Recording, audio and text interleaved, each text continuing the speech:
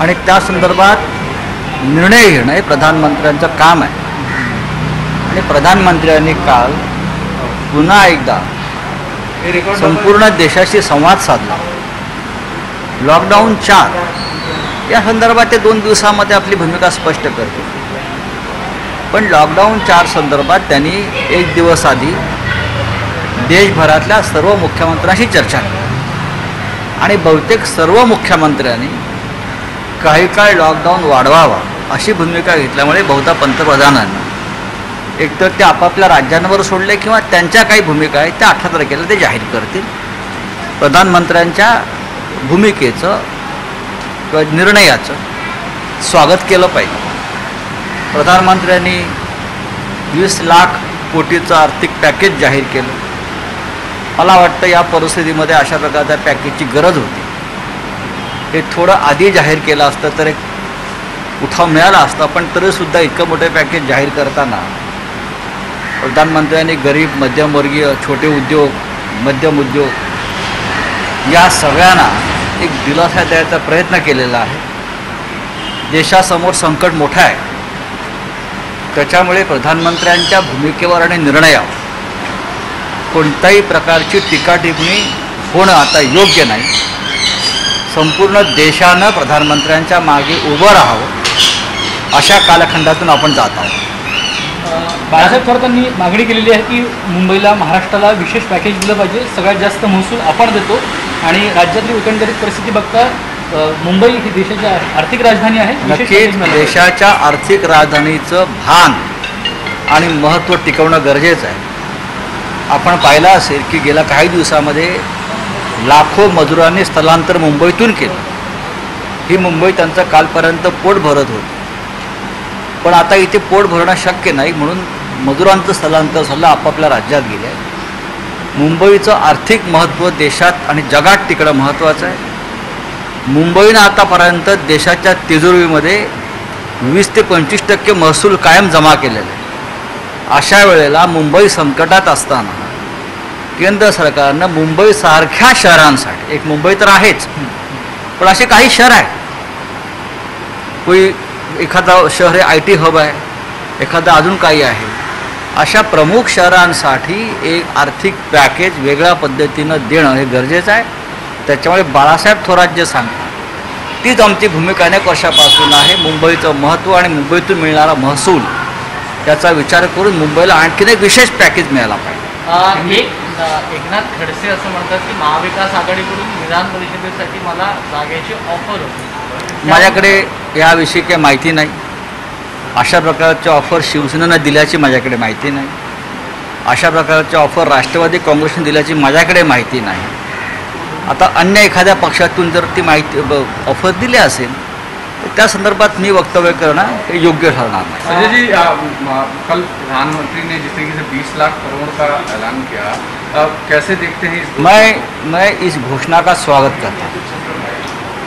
देश जिस हालत से गुजर रहा है तो पूरी देश की निगाहें प्रधानमंत्री की ओर लगी थी कि प्रधानमंत्री आज देश के लिए, देश के छोटे और मध्यम उद्योग हैं उनके लिए, गरीब मजदूर किसान है उनके लिए किस प्रकार की पैकेज की घोषणा करते हैं. लेकिन प्रधानमंत्री जी ने GDP के 10% 20 लाख करोड़ का एक बहुत बड़ा पैकेज देश को इस हालत से उभरने के लिए जो घोषणा की उसका देश ने स्वागत करना चाहिए.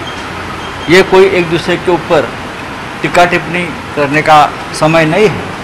प्रधानमंत्री के नेतृत्व में हम सब एकजुट है, एक साथ है और हम इस युद्ध में जीतने के लिए भी प्रधानमंत्री के हाथ मजबूत करने चाहिए. राजस्व मंत्री ने जिस तरीके से कहा कि मुंबई और महाराष्ट्र देश में सबसे ज़्यादा रेवेन्यू देता है देश को, और ऐसे में आज उसकी स्थिति खराब है. मुंबई की स्थिति खराब है.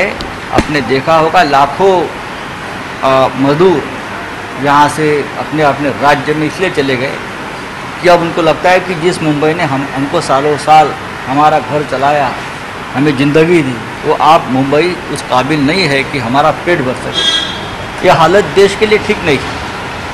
ये मुंबई देश की आर्थिक राजधानी है, महाराष्ट्र की राजधानी है, औद्योगिक नगरी है.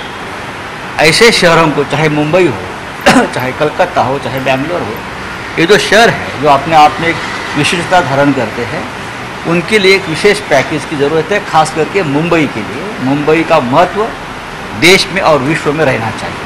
इंडस्ट्रीज को लेकर के जिस तरीके से महाराष्ट्र में इंडस्ट्रियल जोन बहुत सारे बंद पड़े हैं, वहाँ पर अभी रिवाइव करने की जरूरत है। देखिए राज्य के जो उद्योग मंत्री है सुभाष देसाई जी, वो लगातार निरंतर उस दिशा में काम कर रहे हैं। अब तक जो आंकड़े देसाई जी ने दिए हैं, अब तक 57,000 उद्योग शुरू हो चुके हैं और वहाँ काम शुरू हो चुका है, और जैसे जैसे समय जाएगा और भी उद्योग शुरू हो जाएगा। लॉकडाउन 4 की प्रधानमंत्री ने कहीं न कहीं एक संकेत दिए हैं कि 17 के बाद लॉकडाउन 4 शुरू होगा। आपको लगता है राज्य को थोड़े से उसमें सहूलियतें दी जा रही हैं? मुझे लगता है कि एक दिन पहले ही सभी राज्यों से, मुख्यमंत्री से प्रधानमंत्री ने जो वार्तालाप किया है वीडियो कॉन्फ्रेंस द्वारा, उसमें लगभग सभी मुख्यमंत्री की ये मांग रही और बढ़ना चाहिए। बहुत से राज्यों में कोरोना की स्थिति गंभीर है, सरकारें काम करें, लेकिन अगर लॉकडाउन बढ़ेगा, लेकिन कुछ जगह पे उनको मिल सकता है सहूलियत, वो मिल जाएगा। ये प्रधानमंत्री का अपना निर्णय नहीं है, सभी राज्यों से बातचीत करने के बाद ये निर्णय प्रधानमंत्री जी ने लिया है।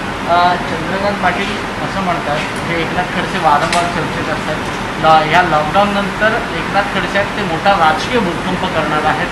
गेल्या अनेक दिवसांपासून एकनाथ खडसे हे वेगवेगळ्या कारणामुळे चर्चेत होते, आज त्यांच्याच पक्षातले नेते म्हणतात की एकनाथ खडसे भूकंप करणार आहेत। बघा, मी याच्यावरती बोलणार नाही। भारतीय जनता पक्षाच्या संदर्भातला हा त्यांचा आतला एक विषय आहे। दुसऱ्या पक्षामध्ये काय चाललं आहे, त्यांचे नेते काय बोलत आहेत, त्यांच्या काय भूमिका आहेत, याच्याविषयी दुसऱ्या कुठल्या बाहेरच्या पक्षाच्या माणसानं मत व्यक्त करणं हे नीतिमत्तेत धरून नाही।